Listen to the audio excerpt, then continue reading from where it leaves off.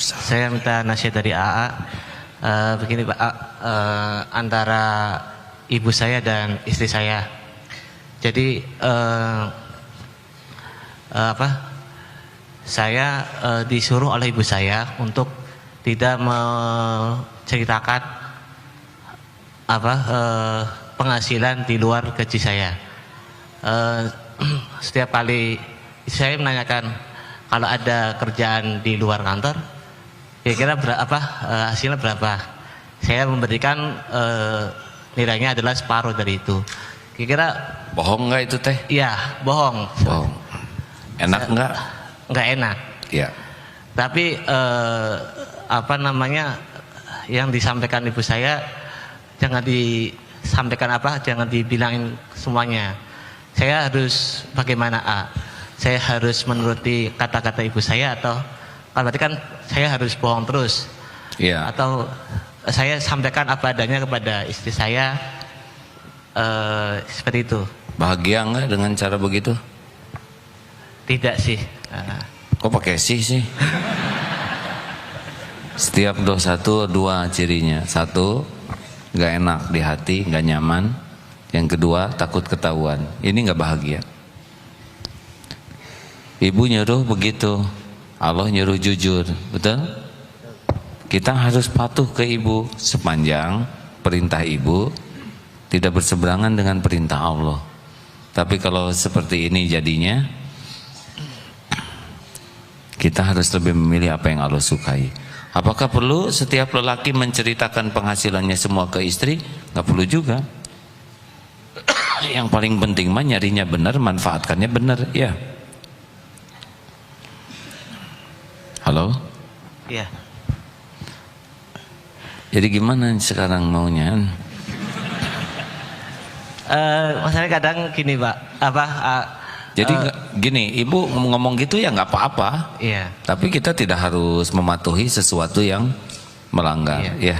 Karena terkadang ada permintaan atau ibu meminta kepada saya kadang menyisihkan uang kalau ada hal-hal yang tidak terduga. Semisal kemarin adik saya masih, ya saya mengerti maksud ya, ibu tuh ya, supaya nggak nyusahin hati istrinya gitu ya. Ya betul. Makanya dikelola aja sedemikian rupa. Didik atuh istrinya juga dan didik ibunya juga ya.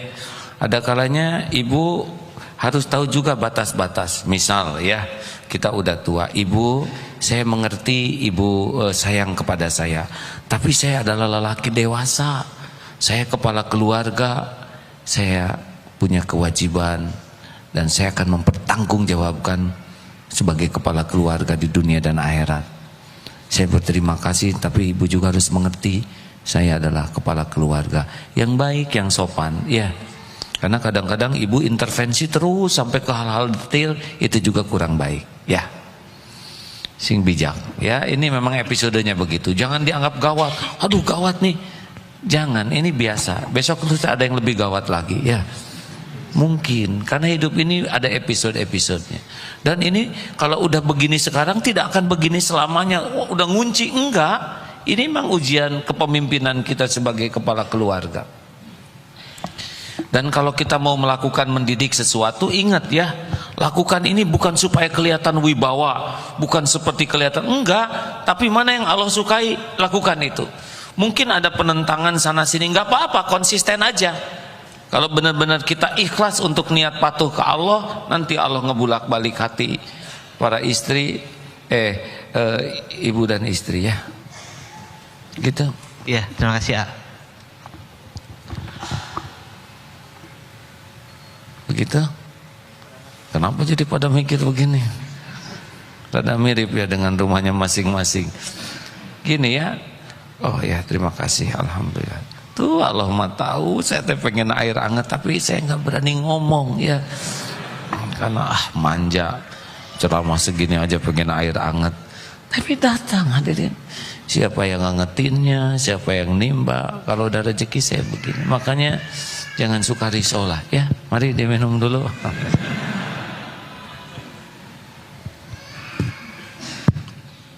Dan nikmatnya minum tuh bukan pada air dan lidah. Nikmatnya minum tuh ketika yakin air ini Allah yang nyediakan.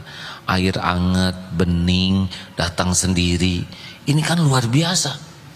Coba kalau saya harus nimba, kemudian mensterilkan, mencari kompor, ngetin, kapan ceramahnya? Benar.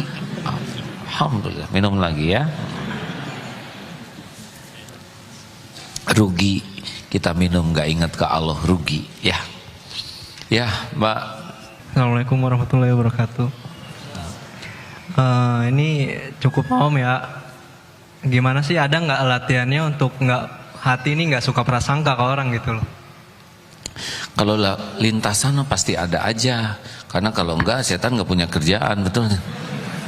Kan masalahnya itu adalah diikuti atau tidak gitu.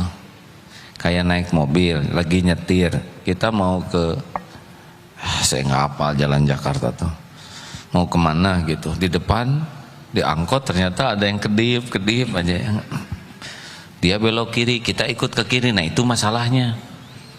Jadi kalau lintasan mah ada aja, tapi bagaimana kita mengendalikan diri kita supaya, kan setan tuh sebetulnya nggak bisa mencelakakan kita, hanya bisa membisiki kita untuk sesat. Tinggal kita mau milih yang mana, gitu aja. Nah kita punya ilmu, kita jadi tahu ini pilihan jelek, pilihan bagus. Kalau nggak ada ilmunya, yang jelek bisa dianggap bagus. Satu lagi boleh ya? Terakhir. Tips untuk atasin rasa ujub sama ria itu gimana? Diem, jangan banyak ngomong. Ya udah. Terima kasih ya.